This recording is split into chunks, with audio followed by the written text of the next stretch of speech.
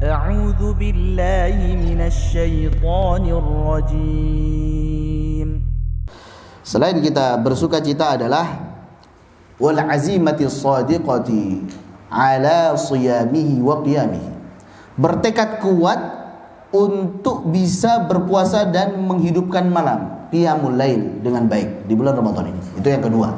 Yang pertama tadi kita sambut dengan sukacita, bahagia, senang. Yang kedua adalah kita bertekad kuat. Pokoknya saya harus puasa ini, jangan sampai bolong nih. Laki-laki ya, kalau perempuan pasti ada bolongnya. Kecuali yang sedang hamil atau yang sedang ada penyakit misalnya. Jadi harus bertekad kuat, puasa jangan sampai bolong nih. Bismillah. Kecuali nanti memang lagi sakit misalkan, ya sudah, itu uzur, sakit yang nggak bisa puasa lagi. Dan juga qiyamul lail, bukan hanya puasa saja, tapi qiyamul lail. Qiyamul lail itu bukan hanya sholat malam saja, menghidupkan malam dengan beristighfar, dengan tasbih, tahmid, tahlil, dengan berdoa kepada Allah Subhanahu wa taala. Jadi gambarannya bukan hanya sholat malam saja, banyak amalan-amalan yang lain, membaca Al-Quran dan sebagainya, menghidupkan malam. Itu yang kedua. Jadi harus bertekad kuat untuk bisa berpuasa dan juga salat malam dengan baik di bulan Ramadan ini. Dan berpuasa, ikhwani fiddin wa akhwati fillah rahimani wa rahimakumullah jami'an, itu banyak sekali keutamanya. Hadis-hadisnya pun banyak dan sering kita dengar. Di antaranya yang paling masyhur dari Abu Hurairah radhiyallahu anhu, Rasulullah SAW bersabda, ini sering diulang-ulang oleh para khatib. Man shoma ramadhana imanan wa ihtisaban, ghufira lahu ma taqaddama min dhanbihi. Barang siapa yang berpuasa di bulan Ramadan, apakah puasa saja begitu saja? Tidak. Puasanya itu harus dilandasi oleh iman. Apa itu iman? Yakin. Yakin bahwasanya Allah Subhanahu wa taala akan mengganjar pahala dengan pahala atas puasa saya ini. Yakin bahwasanya ini perintah dari Allah Subhanahu wa taala selaku kita orang muslim, dan kita harus menjalankan perintah Allah Subhanahu wa taala ini. Harus yakin, harus iman. Bukan hanya karena rutinitas. Wah, sudah Ramadan nih, berarti puasa ya? Bukan. Bukan hanya ikut-ikutan. Wah, yang lain puasa, masa saya nggak puasa? Malu dong. Bukan. Tapi harus ada pembeda dari orang-orang yang hanya melakukannya sebagai rutinitas ataupun ikut-ikutan saja. Itu imanan. Iman. Harus betul-betul kita resapi bahwasanya puasa ini kewajiban kita selaku seorang muslim. Dan seorang muslim harusnya sami'na wa ata'na, mendengar dan juga taat kepada Allah Subhanahu wa taala. Itu.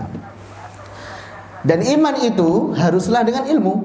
Orang tidaklah bisa beriman kalau dia tidak memiliki ilmu. Makanya sebelum berpuasa, sebelum praktek puasa, harus diilmui dulu tentang puasa. Al-ilmu qabla al-qawli wal amal. Fa'alam annahu la ilaha illallah wastaghfir li dzambik. Jadi kita ilmui dulu. Kita buka lagi buku fikih, kita buka lagi buku hadis tentang puasa ini. Kita dengarkan kajian para ustadz, syekh ataupun kiai tentang puasa ini. Apa saja yang kira-kira meningkatkan kualitas puasa kita, yang disunahkan apa? Kemudian syarat sah dari puasa apa? Jadi ini pembahasan sendiri itu fikih puasa. Jadi kalau bisa nanti ada materi lagi Pak ustadz lain tapi ya. Jadi fikih tentang puasa. Bagaimana cara puasanya Nabi SAW, apa saja yang membatalkan puasa, apa saja yang tidak membatalkan tapi merusak pahala puasa. Jadi sia-sia puasanya, capek doang, cuma dapat haus sama lapar. Nah itu yang harus diketahui, diilmui dulu, biar betul-betul puasa kita berkualitas, keluar dari bulan Ramadan diampuni oleh Allah Subhanahu Wa Taala, sehingga jadilah apa? Idul Fitri kembali suci. Idul Fitri kembali suci kan biasa diartikannya ya, walaupun yang benar kembali fitrah, kembali berbuka, itu fitri. Kembali suci. Setiap yang Idul Fitri berarti kembali suci. Masya Allah, padahal Ramadannya gak puasa. Gimana ini? Nah ini kurang tepat. Yang kembali suci sebagaimana bayi yang terakhir kembali adalah yang puasanya diterima oleh Allah, kemudian diampuni dosa-dosanya. Syaratnya apa? Itu tadi, puasanya harus dilandasi iman. Iman itu selain yakin juga harus dilandasi oleh ilmu. Diilmui dulu, sehingga kita ikhlas dan juga mutabah, mengikuti puasanya Nabi sallallahu alaihi wasallam, bukan sembarangan.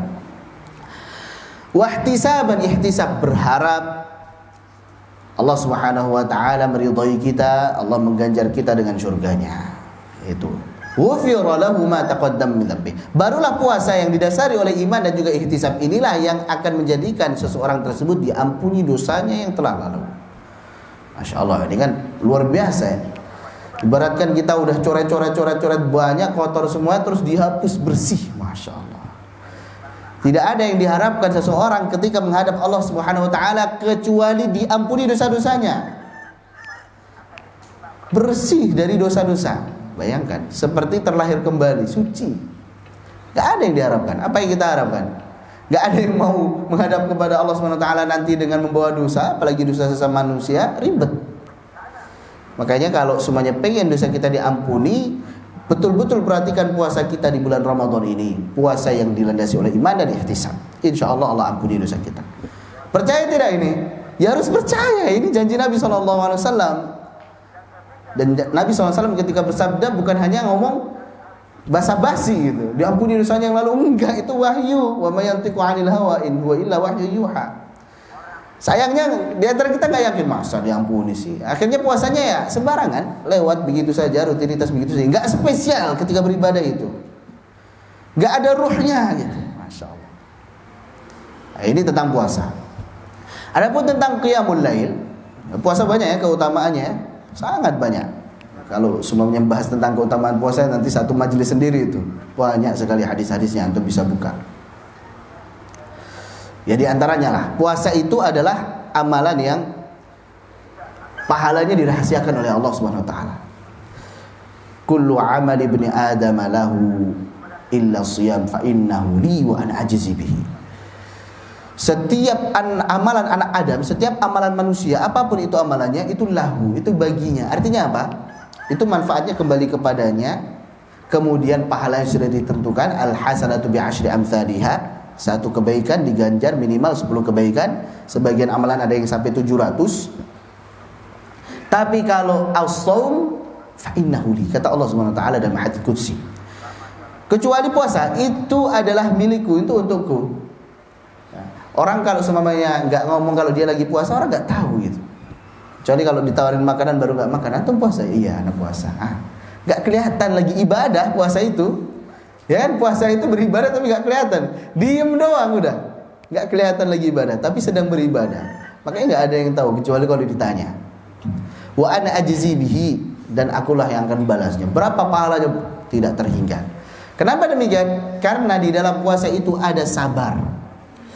Sedangkan sabar ini pahalanya tanpa batas. Allah Subhanahu wa taala berfirman, "Innama yuwaffas sabiruna ajrahum bighairi hisab."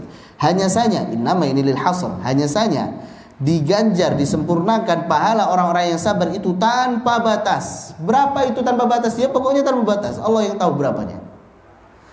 Sedangkan sabar itu ada 3 macam. Sabar menjalani perintah Allah Subhanahu wa taala. Bukankah saat kita berpuasa kita sabar? Ini perintah dari Allah. Sudah kewajiban kita dan kita jalani, kemudian kita insya Allah akan mendapatkan kebaikan karena ini kita menjalankan perintah dari Allah. Kewajiban, dijalankan dapat pahala, ditinggalkan dapat dosa.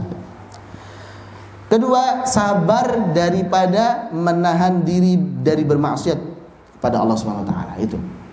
Jadi bersabar di atas ketaatan kepada Allah, sabar dari bermaksiat kepada Allah. Bukankah saat kita berpuasa kita tahan diri kita supaya enggak bermaksiat?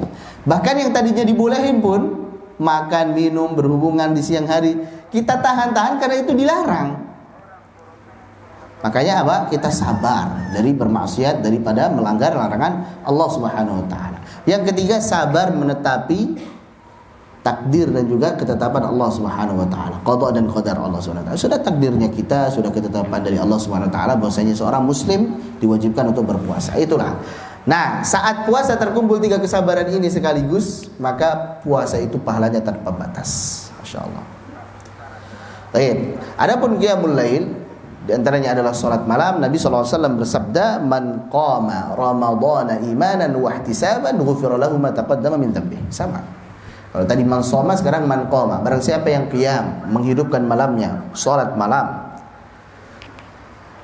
Karena didasari di bulan Ramadan ya, di bulan Ramadan. Karena didasari iman dan juga ihtisab, yakin kepada Allah dan juga berharap ridha dan juga pahala Allah Subhanahu wa taala, ghufira lahu ma taqaddama min dhanbihi. Akan diampuni dosanya yang telah lalu. Ini kan belum diampuni, tapi ghufira pakainya fi'il madhi. Kenapa? Menunjukkan pasti diampuni. Jadi belum terjadi tapi kok pakainya fi'il madhi, pakai kata kerja yang lampau seolah-olah dan terjadi. Itu maknanya litakid, pasti diampuni gitu. Kalau syaratnya adalah imanan wahtisaban gitu. Dan sholat malam itu meskipun kita sholatnya itu hanya beberapa menit, misalkan berapa lama di musola ini sholat malamnya Pak? Sholat tarawihnya pernah 1 jam nggak? Nggak pernah ya, setengah jam paling ya, paling banter setengah jam. Setengah jam sholat, padahal malam anggaplah ya dari ba'da isya sampai subuh gitu. Berapa itu? 12 kurangi 4 lah anggaplah ya, 8 jam gitu ya. Kayak waktu kerja ya 8 jam. 8 jam lah anggap saja ya. Kita sholat cuma setengah jam, tapi pahalanya 8 jam. Loh kok bisa gitu? Jadi setelah sholat tarawih Nabi SAW bersabda, innahu man qama ma'al imami hatta yansarifa kutiba lahu qiyamul lailatin. Barang siapa yang sholat malam di bulan Ramadan bersama imam berjamaah hatta yansarifa, sampai imamnya itu selesai, sampai pergi. Maksudnya ya enggak cuman 4 rakaat habis itu pulang, enggak, selesai. Sampai selesai, sampai witirnya. Maka ditulis baginya pahala semalam suntuk. Yang cuma setengah jam sholat tapi pahalanya apa? Semalam suntuk. Masya Allah, enak ya. Ini pokoknya umat Nabi Muhammad SAW itu keutamaannya banyak. Udah 1 kebaikan diganjarnya 10 kebaikan. Itu keistimewaan umat Nabi Muhammad SAW. Itu minimal itu ya, sholat setengah jam malam bisa diganjar sampai 8 jam gitu. Masya Allah. Jadi ini banyak sekali keutamaannya.